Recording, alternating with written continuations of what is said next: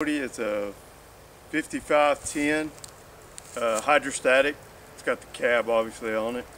It does have AC in it, so that makes it kind of nice here in Texas. I did purchase a 7-foot bush hog on the back of it, but the tractor, I really enjoy it.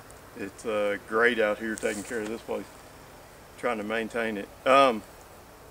Let me grab the camera and I'll show you some of the other parts of it. Alright, here it is with the hood open. It does have a latch right down here. You pull that latch up, there's your battery, there's your air filter, and just spray that out, and I'll replace it probably at the 200 hours or maybe before that. There's your oil filter, fuel filter. You unplug that sensor and then unscrew it, and you can drain it if you have water in the fuel. I have not had a problem with that yet. And I do use a diesel tank out here, a farm tank. Here's the filters. These are screens. You can pull these screens out. There's another screen in front of the transmission cooler. Like I said, they're easy to get to on this thing. It's easy to spray them out. Here's your dipstick for your oil. I haven't seen any real information on these tractors. I didn't know anything about them, the Kioti brand. Before I went and looked at them, I was looking at Kubota, New Holland.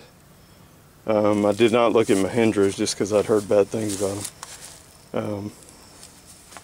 And plus that there's not a Mahindra place around here that I can get any kind of service or anything else on it. But the motor, I mean, it's quiet. It's got plenty of power to do anything I want to do with it. It does have, it's kind of funny, it does have a little turbocharger. That's what that coil right there is. I thought that was kind of humorous. And you do hear it spool up every now and then. It does not spool up all that often. It does have lights on the hood, and then it has lots of lights on the outside. I have mowed at night just because I didn't get it done during the day and needed to finish in the evening. The bucket does go up pretty high, and I'll be, like I said, I'll be getting some forks and using those on here. I got a bunch of trees out here that are dead, and some that aren't dead that will be dead because I'm gonna cut them down. And but I'm extremely pleased with the tractor. If this is your first time, please comment below, like, subscribe, and y'all have a good day. Thank you. It does have a 7-foot bucket. And it's the quick attach, so you can take it off pretty easily. You just lift that handle up down there and just take the bucket off. The loader, the capacity for the loader is I think it's like 3,200 pounds on this tractor. It does have the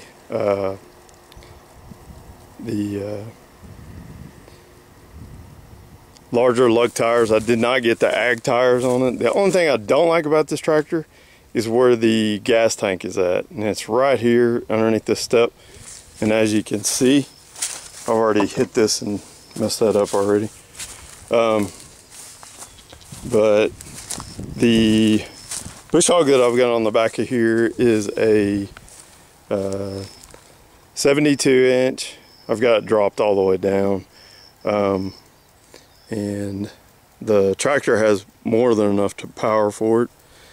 I am going to purchase a 10-foot pull behind, and I'll use that out here to cut my mowing time down a lot. But I'm very, very pleased with it. The cab stays extremely cool. The only time that it heats up is when the radiators get somewhat plugged up, and then it's time to stop and hose it out anyway. The maintenance on this thing is very simple. Everything's easy to get to. I know some of the other brands are definitely not easy to get to for servicing and cleaning out, like cleaning out the radiator. I'll lift up the front end loader here in a minute and I'll show you. The battery's at the very front, and then it's got the transmission cooler, another transmission cooler, then it has the actual radiator, and it has screens on the front of both of those so you can get to them a little easier. And this one, it is the NX, and it does have these right here to extend that back end out. You can pull out the 3-point hitch for it, and it makes it a lot easier to hook it up. It has the external hydro lifts on it, so if you do have to replace them, they're a lot easier to get to. I don't have to tear everything on the back end apart to get to it. The transmission fill is on the back. The gauges, or the dipsticks on the back of it, easy to get to. It does have the raise and lower for the PTO, or not the PTO, for the lift back here. It makes it a lot easier when you're trying to hook something up. Does have pretty good sized mirrors on both sides. It's got the left and right pedal. Since it's 4-wheel drive and it's hydrostatic, I've never taken it out. It does have the diff lock. There's your gain for your PTO, and it has 3 speeds. It's got high, medium, and low. I'm mowing right now, so I just put it in low and put it all the way to the floor, and then it does have cruise control. It's got the link pedal. I use it every now and then. I don't use it all that often.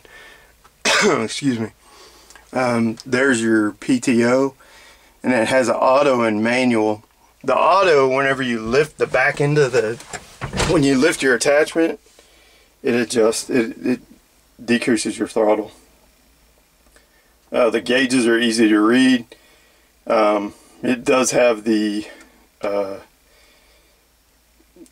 new emission stuff on it, so every now and then you'll get a warning that the exhaust is hot, but I've never had any issues with anything else with the motor. Here's the 4-wheel drive and the hazards. It's got the lights. You have another door going out, and there's the reason I got the cab is for the AC. It does have a spot for a radio. I don't have a radio in here. I just use my Bose. And let me pop the hood open and I'll show you what it looks like.